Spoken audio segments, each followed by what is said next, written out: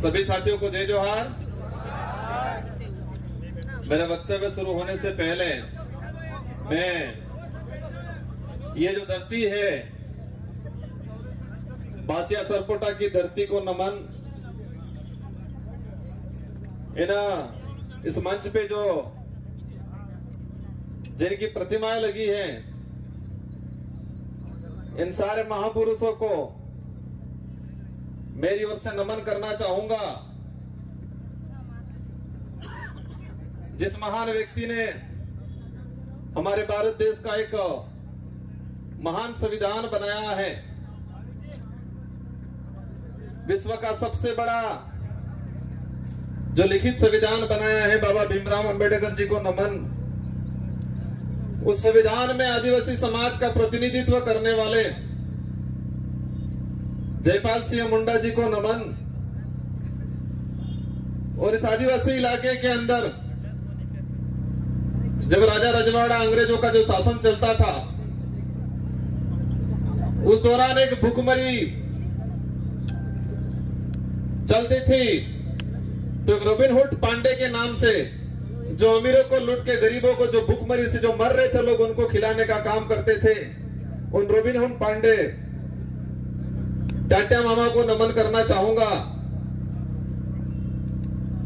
इस पूरे इलाके में अगर भक्ति के क्षेत्र में बात करें और भक्ति के माध्यम से, शांति के माध्यम से आदिवासी समाज के अंदर जन जागृति लाके अंग्रेजों और राजा रजवाड़ों की गुलामी से बाहर लाने का काम किया। गोविंद गुरु महाराज को भी नमन करना चाहूंगा। इन्हीं क्रम में हमारे जितने जो योद्धा हैं, और हम मां बालेश्वर जी को नहीं भूल सकते, जिन्होंने इस बांसवाड़ा पूरे जिले के अंदर आदिवासी समाज हो, अन्य समाज हो, सारे समाजों को एकजुट करके यहाँ के हक अधिकार को लेके इस क्षेत्र में काम किया। उनको भी नमन करना चाहूंगा। और मैं कोशिश करूंगा कि जितने जो महापुरुषों के मैंने जो नाम लिए, और महापुरुषों के जो विचार थे, उन विचारों को जन जन तक पहुंचाने के लिए उन्होंने जो संघर्ष किया, उन्हीं विचारों को आगे बढ़ाने का काम मैं और मेरी भारतीय आदिवासी पार्टी करेगी। और आने वाले समय में अनवरत करती रहेगी। इन विचारों को आगे बढ़ाएंगे। साथियों, पूर्व वक्ताओं ने हर प्रकार की बात बताई, हमारे क्षेत्र की बात बताई, आदिवासी समुदाय के हक अधिकार को लेकर बात बताई। और ये हमारा जो देश एक लोकतांत्रिक देश है, और उस लोकतांत्रिक देश में विचारों के आधार पे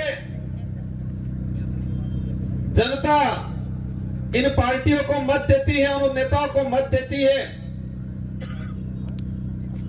और विधानसभा लोकसभा में भेजती है। आज मुझे भी 84 की जनता ने दूसरी बार विधायक बनाया, और वो भी राजस्थान की 200 विधानसभा के अंदर। उस दौरान 199 विधानसभा में एक साथ चुनाव हुआ था, और उसमें परसेंटेज के मामले में सबसे अधिक मतदान 84 की जनता ने मुझे बहुमत देकर जिताया था। उससे पहले 2018 में मुझे जिताया 84 की जनता ने। और आज मेरा सौभाग्य है, डूंगरपुर बांसवाड़ा की जो जनता है, उस जनता की भावना थी कि ये व्यक्ति हमारे इस क्षेत्र का आदिवासी समुदाय के हक अधिकार की बात को लेके, एससी समुदाय के हक अधिकार की बात को लेके, माइनॉरिटी समुदाय के हक अधिकार की बात को लेके और साथ ही इस क्षेत्र के अंदर अन्य समुदाय जो मानवता में विश्वास करता है, इन सारे लोगों की जो भावना है, उनकी बात है लोकसभा में ये व्यक्ति पहुंचाएगा। ये आपने विचार किया और आपके विचारों से हमारे पार्टी की जो सिलेक्शन प्रणाली है, इस भारत आदिवासी पार्टी में हाईकमान नहीं होता है और इस पार्टी में हाईकमान आम जनता, आम कार्यकर्ता होती है। और आपकी भावना के अनुरूप मुझे इस लोकसभा क्षेत्र का सांसद प्रत्याशी बनाया और मैं उम्मीद करूंगा कि जिस भावना से आपने मेरा सिलेक्शन किया है, उसी भावना से मेरा इलेक्शन भी करोगे, ये मुझे उम्मीद है आप सबसे। मैं आप सबको भरोसा भी दिलाना चाहूंगा, इस देश को आजाद कराने में इस क्षेत्र के अंदर आजादी से पहले जो शोषणकारी नीति वाले लोग थे, उनके खिलाफ ये जो जितने जो महापुरुष हैं, उन महापुरुषों ने अपने विचारों के माध्यम से इस क्षेत्र में जन जागरण किया, लोगों को जागरूक किया और अपने हक अधिकार के प्रति लड़ने के लिए प्रेरित किया। और मैं वही विचार, ये जो महापुरुष हैं, उन महापुरुषों के जो उद्देश्य थे, इन उद्देश्यों को उन्हीं के विचारों के माध्यम से मैं पूरे करने की कोशिश करूंगा। साथियों, आज का जो कार्यक्रम है, अनुसूचित क्षेत्र में आरक्षण व्यवस्था, आरक्षण को लेकर महासम्मेलन,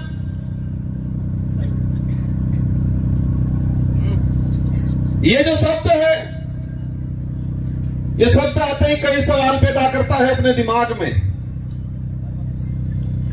कि हमारा देश का संविधान लागू हुआ 1950 को और आज 2024 हो गया और अभी तक उस संविधान के अंदर जो प्रावधान थे, उन प्रावधानों को आज तक धरातल पे लागू नहीं किया। उस बात को लेके बांसवाड़ा, डूंगरपुर और पूरे देश का एसटी/एससी माइनॉरिटी समुदाय संविधान को धरातल पे लागू करो, उस बात को लेके आंदोलन कर रहा है। बड़े दुख की बात है कि संविधान बना और देश पे जो लागू हुआ, हम कहते हैं 26 जनवरी 1950 को, लेकिन मूल रूप से उसके संविधान के अंदर जो प्रावधान थे, वो प्रावधान आज तक धरातल पे लागू नहीं हुए हैं। और देश के अंदर हमारे राष्ट्रीय पार्टी के लोग कहते हैं देश विकासशील से विकसित हो रहा है, कहते हैं विश्व के अंदर हमारे भारत देश एक विकसित राष्ट्र की श्रेणी में आने लग गया है। लेकिन देश के अंदर देखा जाए, आज से 5 साल पहले जिस 5वीं स्कूल के अंदर 70 बच्चे पढ़ रहे थे और आज उसी 5वीं स्कूल के अंदर 35 बच्चे पढ़ रहे हैं। आज से 5-10 साल पहले हमारे देश के प्रत्येक नागरिक पे जो कर्जा था, और आज देखें वो कर्जा 4 गुना तेजी से बढ़ रहा है। आज जो कुपोषण का जो स्थिति है, आज से 5 साल पहले जाएंगे तो इतना कुपोषण नहीं मिलेगा जितना आज कुपोषण है। जो देश में मीडिया के माध्यम से, मैं सारे मीडिया पे सवाल नहीं करना चाहता, लेकिन कुछ मीडिया वाले ऐसे लोग हैं जो देश की सच्चाई को छुपा रहे हैं और पार्टियों के इशारों पे, सरकारों के इशारों पे इस देश के लोगों तक गुमराह करने वाली बातें फैलाई जा रही है। इस देश के लोगों को अंधकार में रखा जा रहा है और हम देश में वर्तमान देख सकते हैं। मेरा वक्तव्य, हमारे पूर्व वक्ताओं ने कहा, हमारे समाज समाज के कुछ पढ़े लिखे अधिकारी कर्मचारी कहते हैं, हमारे समाज के जो नेता कांग्रेस बीजेपी में दिग्गज बने हुए हैं वो कहते हैं आरक्षण पूरा मिल रहा है। कोई कहता है आरक्षण की जरूरत नहीं है, कोई कहता है कि आरक्षण मिलना था मिल गया और फालतू गुमराह कर रहे हैं। हमारे क्षेत्र की जनता विचार करती है, हम कहते हैं आरक्षण मिलना चाहिए, वो कहते हैं आरक्षण मिल गया, कोई कहता है आरक्षण पूरा मिल रहा है। और हमारे क्षेत्र की जनता कंफ्यूज रहती है कि हकीकत क्या है। हमारा पढ़ा लिखा बेरोजगार युवा वो भी कंफ्यूज रहता है कि आरक्षण क्या है। और दुख की बात यह है कि हमारे पाठ्यक्रम में बेमतलब की चीजें डाली जा रही है। अगर देश के अंदर आरक्षण को लेकर जो चल रहा है, कुछ लोग कहते हैं भ्रमित किया जा रहा है। देश के आरक्षित वर्ग को, युवाओं को अगर क्लियर करना चाहिए था तो संविधान के अंदर जो आरक्षण व्यवस्था रखी गई है उसको हमारे पाठ्यक्रम में लागू कर दिया होता तो आज हर युवा को पता होता कि मेरा रिजर्वेशन संविधान के अंदर इतना है, शेड्यूल एरिया में इतना है, नॉन शेड्यूल एरिया में इतना है। लेकिन होता क्या है, वो आरक्षित वर्ग का युवा आरक्षण को जान जाएगा, समझ जाएगा, संविधान में प्रावधान क्या है समझ जाएगा, तो वो सवाल खड़ा करेगा उन राष्ट्रीय पार्टियों से, उन नेताओं से जो आते हैं कहते हैं कि राम के नाम से वोट देना। कहते हैं कि नहीं कहते हैं? इन लोगों ने कभी ये नहीं कहा कि बेरोजगारी खत्म करेंगे, बेरोजगारी खत्म करने के नाम से वोट देना, ये बोला उन्होंने? इस क्षेत्र में शिक्षा में गिरावट हो रही है, शिक्षा के क्षेत्र में हम काम करेंगे इसके नाम से वोट देना, ये नहीं बोला। और इस देश का दुर्भाग्य है कि इस देश में ऐसे नेता पैदा हुए हैं जो खुद के समाज का तो भला नहीं किया, लेकिन जिस पार्टी का खाया, जिस पार्टी में पद प्राप्त किए, ऊंचे ओहदे पे गए, उस पार्टी के भी नहीं हुए। जिस पार्टी के अंदर गए हैं उनको कहना चाह रहा हूं कि जो व्यक्ति उनके समाज का नहीं हुआ, जो व्यक्ति उसकी पार्टी का नहीं हुआ, वो तुम्हारा कतई नहीं हो सकता है। और इस क्षेत्र में देखा है मैंने, हमारे चंद्र वर्ग के भाइयों को जाके ये भड़काते हैं, कहते हैं कि तुम चिंता मत करना, मैं तुम्हारे साथ हूं, ये बोलते हैं। तो हमारे उन भाइयों को भी कहना चाहूंगा, जो खुद के समाज का नहीं हो सकता है वो आपका कभी नहीं हो सकता है। ये विचारधारा सच्चाई को लेकर लड़ रहे हैं। ये विचारधारा, हम कहते हैं हम आदिवासी समाज में पैदा हुए हैं, मेरा पहला फर्ज बनता है कि मैं मेरे परिवार के लिए, मेरे समाज के लिए बात रखूं। साथ ही क्षेत्र के अंदर हमारे एसटी समुदाय के भाई हैं, माइनॉरिटी समुदाय के भाई हैं, इसके अलावा किसी भी वर्ग का गरीब भाई है, उसकी कोई भी बात होगी, कोई भी समस्या होगी, उसका निराकरण करेंगे हम लोग। और ये देख सकते हो हमारे 84 क्षेत्र के अंदर हर व्यक्ति ने हमको मत दिया और मुझे मेरी विधानसभा में प्रचार करने की जरूरत नहीं पड़ी थी। हमारे कार्यकर्ताओं ने मोर्चा संभाल लिया था और हाईएस्ट मत राजस्थान में टॉप 2 में लाके रख दिया मुझे।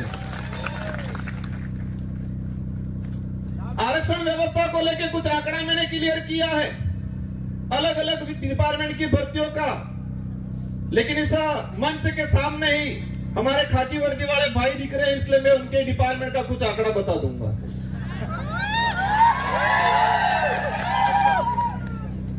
मैंने एक लेटर लिखा था 2020 में कि अनुसूचित क्षेत्र के अंदर आरक्षण व्यवस्था को लेकर 2013 के अंदर जो अधिसूचना जारी की है वो इस क्षेत्र के लिए काला कानून है, ये वर्ड यूज किया था मैंने अनुसूचित क्षेत्र के 1700 सरपंचों को पत्र लिखा था, सारे एमएलए एमपी को पत्र लिखा था, पूर्व एमएलए प्रधान को पत्र लिखा था। मैंने 2000 के करीब लेटर लिखे थे और उस लेटर में हेडिंग लिखी थी कि 2013 की अधिसूचना आदिवासी समुदाय के लिए काला कानून है, ये वर्ड यूज किया था मैंने। और उसी वर्ड को मैं आज एक्सप्लेन करना चाहूंगा मैंने क्यों बोला था। ये समय का अभाव है, मैं शॉर्टकट निपटूंगा। हमारे साथ जो अन्याय हुआ है, हमारे साथ जो धोखा हुआ है, हमारे युवाओं की भावनाओं के साथ खिलवाड़ हुआ है, वो सभी गांठ बांध के रखना है, वो गुस्सा अंदर समाहित करके रखना है। और जब लोकतंत्र में एक अवसर आता है हर 5 साल में, उस दिन ये बदला एक साथ लेना है और उनका रगड़ा निकालना है। 2013 की अधिसूचना हुई पुलिस डिपार्टमेंट की भर्ती 2013, 2016 और 2018। 3 भर्तियों के अंदर 2312 कुल पद आए। मैं ये आज इसलिए कहना चाह रहा हूं कि इन्हीं कमल कांग्रेस के नेताओं ने, और मुख्य रूप से 2013 में जो मंत्री थे, वर्तमान विधायक थे, जो ईडी के डर से आज भाजपा में चले गए, उनके ही कर कमलों से यह लागू किया गया था। अब इसमें क्या है प्रावधान? इन 3 भर्तियों की बात करें, कांस्टेबल भर्ती 2312 कुल पद आए। प्रावधान यह किया गया 45% एसटी को, 5% एससी को और 50% ओपन कैटेगरी को दे दिया जाएगा। मतलब ओपन कैटेगरी में कोई भी जा सकता है, एससी का व्यक्ति जा सकता है, एसटी का व्यक्ति जा सकता है। ये बात बोली उन लोगों ने, लेकिन आंकड़ा क्या आता है? मैं ऑल ओवर अगर बात करूं, एसटी को मिले 828, 2312 में से एसटी को मिले 828 और वो 35% पद मिले, 45% पूरा नहीं मिला। वही बात करें ओपन कैटेगरी के जो पद आए 1156 और मिले उनको मिलने 1359, और उसमें एसटी एससी का रिजर्व कैटेगरी के लड़के गए 12 लड़के। और वही ये सामने खड़े में कहना चाह रहा, उनकी पदोन्नति होती है, उनके पदों की गणना अपने कैटेगरी में लेते हैं। और कुछ नेता कहते हैं, ये बात इसलिए एक्सप्लेन कर रहा हूं मैं, हर व्यक्ति को अपना हक मांगने का अधिकार है। एक बाप के अगर 4 बेटे हैं, 3 बेटों के साथ अन्याय होता है और एक बेटा ही सारी जमीन लेके खड़ा खाता है, तो क्या 3 बेटे आवाज नहीं उठाएंगे? तो इस क्षेत्र में हमारा अन्य समाज का व्यक्ति रहता है, उनसे भी कोई दुश्मनी नहीं है, उनकी भी बाजी मांग को हम रखेंगे। लेकिन हमारा फर्ज बनता है, जिस सर्टिफिकेट लगा के हम यहां पर आए हैं, उस सर्टिफिकेट के आधार पे एमएलए एमपी बनते हैं, तो जिस समाज का सर्टिफिकेट लगाया है, उस समाज के हक अधिकार के लिए अगर हम नहीं बोलते हैं तो कौन बोलेगा? इस आधार पे इन पुलिस भर्ती का अगर देखा जाए तो हमारे लड़कों का 300 पद के आसपास नुकसान हुआ। उस मां पे क्या गुजरी होगी जिस मां ने बच्चे को अपनी जमीन, अपने जेवरात गिरवी रख के बच्चे को पढ़ाया होगा, उम्मीद की होगी मेरा बच्चा पुलिस कांस्टेबल की तैयारी कर रहा है, नौकरी लगेगा। लेकिन इस प्रकार की अधिसूचना के कारण वो बच्चा आज नौकरी नहीं लगा और वो बच्चा आज गुजरात में जाके मजदूरी कर रहा है और उस मां के सपने अधूरे के अधूरे रह गए। ये लड़ाई उनके लिए है, सूद समेल वसूल करेंगे। और ये किसी समाज को हम दोष नहीं देना चाह रहे हैं, हम दोष उस नेताओं को देना चाह रहे हैं जिन्होंने अपनी पेटियां भरने का काम किया, टिकट लेने का काम किया और इतना कमा लिया कि ईडी के डर से भाग गए। गजब सुनता हूं मैं, एक दिन कहते थे हम पे आरोप लगाए और फिर बाद में 2 दिन बाद कहते हैं ये तो जुमला था, कहते हैं कि मोदी ने जुमला दिया था, और आज कहते हैं कि मोदी के विजन से प्रभावित होकर गया हूं। मोदी जी के जुमले के विजन से मतलब ये क्लियर है कि वो भी जुमलेबाज से कम नहीं है। हमें उनसे भी पर्सनली कोई लड़ाई नहीं है, उनके कई जमीन का बंटवारा हमारा नहीं है, लेकिन उनको इस क्षेत्र की जनता ने बड़ा लीडर माना था। हमारे बड़े बुजुर्गों ने आशा रखी थी उनसे कि ये नेता है बड़ा, हमारे लिए, हमारे क्षेत्र के लिए कुछ अच्छा करेगा। इन आशाओं पे पानी फेरने का काम किया है। मुझे कई जगह से जानकारी मिली, बुजुर्ग लोग जो रात दिन उस आदमी के लिए, उस पार्टी के लिए घूमते थे, खुद का पैसा खर्चा करके इन लोगों ने कई दिनों से दुश्मनी ले ली उस व्यक्ति की वजह से, उस पार्टी की वजह से, और आज बेचारे वो बुजुर्ग लोग रो रहे हैं। आपको चिंता करने की जरूरत नहीं है। पूरे देश के अंदर यही भारत आदिवासी पार्टी है जो सच्चाई को लेकर लड़ने का काम करेगी। और आप देख सकते हो, उदयपुर संभाग की बात करें कि कांग्रेस कभी नहीं बात कर रही है कि शिक्षा अच्छी मिलनी चाहिए, स्कूलों में व्याख्याता लगने चाहिए, बेरोजगारी खत्म होनी चाहिए, हमारा अनाज जो पकड़ा है उसको एमएसपी रेट मिलनी चाहिए, बात नहीं करेगी। बीजेपी भी वो बात नहीं कर रही है। बीजेपी कह रहे हैं मैं किसी भगवान या किसी धर्म का विरोधी नहीं हूं, लेकिन जो धर्म के नाम से, भगवान के नाम से वोट लेके राज करने का काम करते हैं, ऐसे लोगों का मैं घोर विरोधी हूं और विरोध करता रहूंगा। यहां पर हुआ था, जिनको आज हम ज्ञापन देने जा रहे हैं, ये माही विस्थापित होके लोग कटेनावर पे, ये माही डैम से विस्थापित होके लोग प्रतापगढ़ में रह रहे, आपके आसपास तो रह रहे, लेकिन मध्य प्रदेश के नीमच के अंदर लोग रह रहे हैं। और जो ये डांस ऑफ इंडिया में जो 5 बच्चियां गई थी, जिनका आपने सबने नाम सुना होगा, गली गर्ल्स के नाम से जो लड़कियां है, नीमच में रहती है, झोपड़ियों में रहती है, उनके माँ बाप मजदूरी करते हैं, आज तक भी उनको जमीन का पट्टा नहीं मिला है। वो नीमच के नहीं है, ये माही से विस्थापित होके गए हुए लोग हैं। और आज कह रहे हैं हमारे यहाँ के लोग विस्थापित होके गए, उनको जमीन नहीं मिला आज तक। हमारे इन महापुरुषों ने अपनी जान गंवा दी इस क्षेत्र में सामाजिक जन जागरण के लिए, हक अधिकार के लिए। उनके नाम से नामकरण नहीं करना है, और ऐसे नाम से नामकरण करना चाह रहे हैं। करना है तो इस क्षेत्र में जो लोग थे, किसी भी समाज का व्यक्ति हो, एससी का हो, ओबीसी का हो, किसी भी जिस व्यक्ति ने इस क्षेत्र के लिए काम किया है, मामा बालेश्वर आदिवासी नहीं थे, लेकिन आदिवासी समाज आज उनको भगवान की तरफ पूछता है, क्योंकि आदिवासी के लिए काम किया।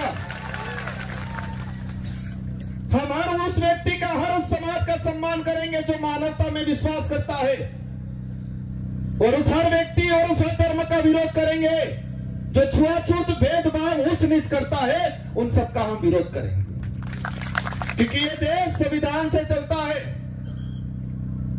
और आज बात करें, एक नारा लगाया जा रहा है 400 पार।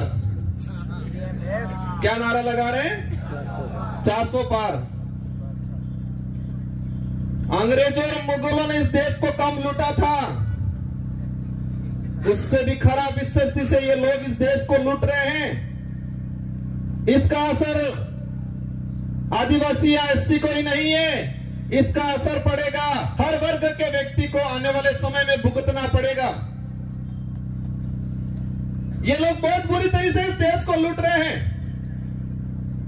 एक वक्त था 2013 के अंदर वो नारा लगाते थे वही वो व्यक्ति कि न खाऊंगा न खाने दूंगा, और आज जितने देश के अंदर खाने वाले लोग थे, उन सबको वो साथ में मिला के कह रहे कितना लाओ लाओ, बंटवारा करते हैं। ये सारी बातें होगी, लेकिन हमको करना क्या है?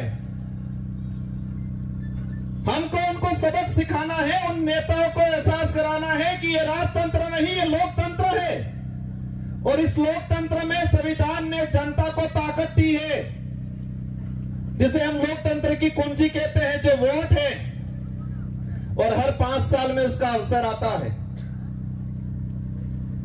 आज मुझे कहते हैं एमएलए साहब बहुत बड़ा दिग्गज आदमी है, बहुत पैसा है, कहते हैं टक्कर लेनी पड़ेगी, कहते हैं। मैंने कहा मैं नहीं लड़ रहा हूं, डूंगरपुर बांसवाड़ा की जनता चुनाव लड़ रही है, और ये जनता पैसों के लिए चुनाव नहीं लड़ रही है।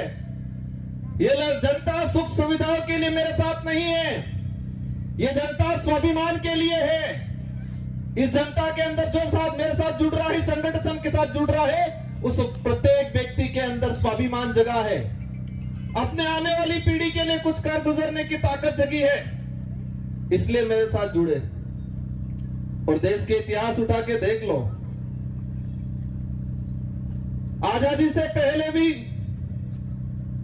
जो राजा रजवाड़ा या मुगलों की सेना होती थी, तो सेना में भर्ती होता था सिपाही,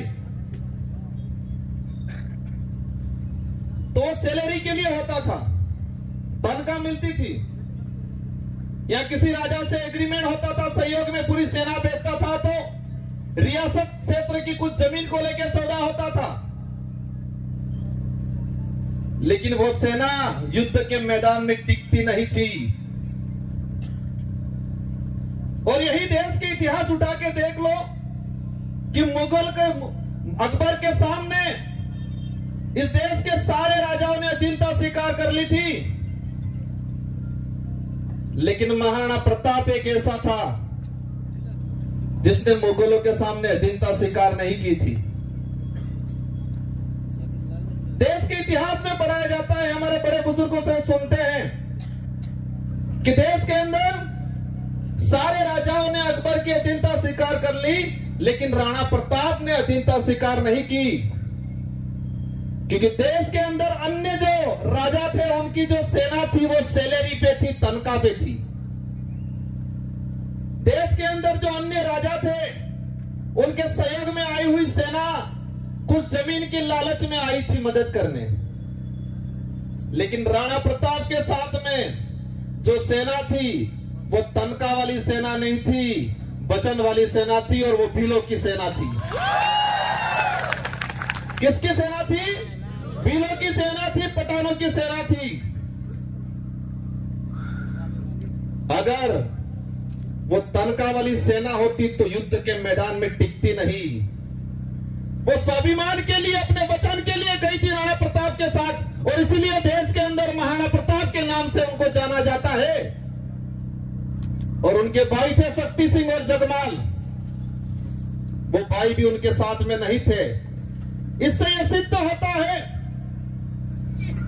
कि महाराणा प्रताप को किसने साथ दिया। उनके परिवार के लोग भी हट गए थे, वो भी मान सिंह की गोद में जाके बैठ गए थे। उस कुल के लोग हैं ये। और मुझे पता है कि इस कांग्रेस और बीजेपी के बहकाव में आके उनसे पैसा लेके ये काम नहीं करेंगे। ये लोग स्वाभिमान के लिए काम करेंगे, ये वचन के लिए काम करेंगे, आने वाली पीढ़ी के लिए काम करेंगे। मेरी बात को आप समझ गए होंगे कि हमारे लोगों ने महाराणा प्रताप को वचन दिया था, तनख्वाह नहीं ली थी। फौज में हमारे लोग भर्ती नहीं हुए थे, तनख्वाह की बेसिस पे नहीं हुए थे। पूरा गांव के सिपाही लोग, जवान लोग गए थे, वो वचन दिया था। और इस लड़ाई में, इस मैदान लोकसभा क्षेत्र में मुझे उम्मीद है पैसों वाली सेना नहीं टिकेगी, वचन वाली सेना टिकेगी। क्योंकि उनके साथ जो सेना है वो पैसों वाली सेना है, तनख्वाह वाली सेना है, दहाड़ी वाली सेना है, और हमारे साथ वचन वाली सेना है, स्वाभिमान से जीने वाले लोग हैं। बातें बहुत सारी अंत मंच आएंगे, उस पे करेंगे। हमारी लड़ाई सीधी सी है कि इस क्षेत्र में संविधान के अनुरूप आरक्षण लागू हो जाए। यहां का कलेक्टर, एसपी, संभागीय आयुक्त क्लियर कर दे कि संविधान के भाग इसमें 5वीं अनुसूची के तहत क्या प्रावधान है, कितना आरक्षण मिलना चाहिए। आरएस भर्ती की अगर बात करें, हमारी जो मांग है दूसरी, प्रशासनिक सेवा के अंदर हमारे यहाँ के लोगों को प्रतिनिधित्व मिलना चाहिए। हमको एक लेलू पोस्ट दे दिया, दिनेश सेवा के अंदर भर्तियां देंगे, पद देंगे, और उसमें भी मैंने देखा 3 भर्तियां 2013, 2016, 2018। अनुसूचित क्षेत्र के अंदर अधीनस्थ सेवा के 109 पद आए। एसटी के लोगों को मिले 42, ओपन कैटेगरी में गए 67 और एससी समाज को मिले 0 और ओबीसी वालों को तो पता ही नहीं है कि हम है कौन, हम आते कहां है वही नहीं पता है उनको। और मैं कहता हूं इस क्षेत्र से अगर ओबीसी की किसी ने आवाज उठाई थी, राजकुमार रोत ने उठाई थी। हम हर व्यक्ति की बात करेंगे, लेकिन हमारा हक किसी को मारने नहीं देंगे। एससी समुदाय को 0 सीट तीनों भर्तियों में और अधीनस्थ सेवा के अंदर 67 पद आए। उसमें एसटी एससी रिजर्व कैटेगरी का एक लड़का नहीं गया। हमारे साथ 13 से 14 अधीनस्थ सेवा के आईएएस अधिकारियों के पद मारे गए। इसका गुनहगार कौन? जो ईडी के डर से भाजपा में गए वो है। ये लड़ाई बेरोजगारों की लड़ाई है। ये लड़ाई हमारे क्षेत्र में शिक्षा के क्षेत्र में क्रांति लाने की लड़ाई है। हम सबको लड़ना है। ये चुनाव जीतने तक का उद्देश्य नहीं है, नारे लगाने या पार्टी का नाम लेने तक का उद्देश्य नहीं है। हमको हमारा समाज बचाना है, हमारा देश बचाना है। ये देश का संविधान अधिकार देता है हर व्यक्ति को, हर समाज को अपने हक अधिकार की बात करने का अधिकार है और करना चाहिए हर व्यक्ति को। लेकिन हमारे यहाँ के नेताओं ने इस क्षेत्र को बर्बाद करने का काम किया है। मुद्दे अनेक हैं। ये 400 पार का जो नारा लगा रहे हैं, उस नारे को समझना। इन लोगों की चाल है ये संविधान बदलने की, संविधान को खत्म करना चाहते हैं। और आप सुन लेना, अभी एक उदाहरण है कि 26 जनवरी पे बाबा साहब अम्बेडकर और सावित्रीबाई फुले की तस्वीर लगाने से टीचर को एपीओ कर दिया जाता है। जिस पार्टी को बाबा साहब अम्बेडकर और सावित्रीबाई फुले की तस्वीर से दिक्कत है, वो देश का भला कर सकते हैं क्या?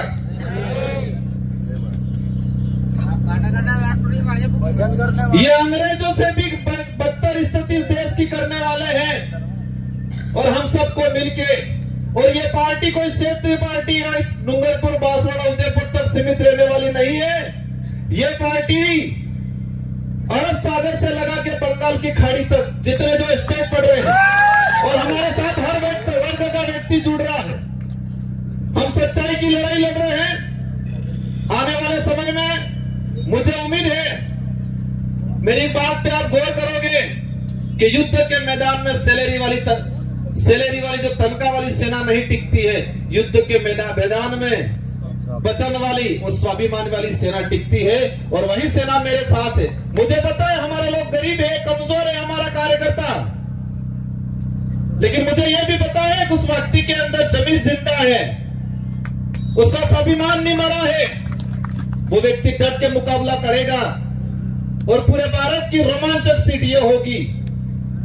और मुझे दुख भी है, मेरे 84 के कार्यकर्ताओं का दुख है, मेरा भी दुख है कि 84 की जनता ने एक शानदार मैंडेट दिया था मुझे। मेरी भी इच्छा थी मैं 84 के अंदर ही रहूं, मेरे कार्यकर्ताओं की भी इच्छा थी 84 के अंदर रहूं, लेकिन बांसवाड़ा वाले ही नहीं माने। और आपको ये तिरवाने का काम करना है और ये बेड़ा पार करना है। इन्हीं शब्दों के साथ आप सबको धन्यवाद। एक बात और बोलना चाहूंगा, देश के अंदर भाजपा के नेता बहुत प्रताड़ित थे, और विशेषकर बांसवाड़ा में जो भाजपा के नेता बेचारे बहुत प्रताड़ित थे, हमसे भी ज्यादा प्रताड़ित थे। बचपन में बच्चा रहता था, मां कहती थी भूत आ जाएगा सो जाए।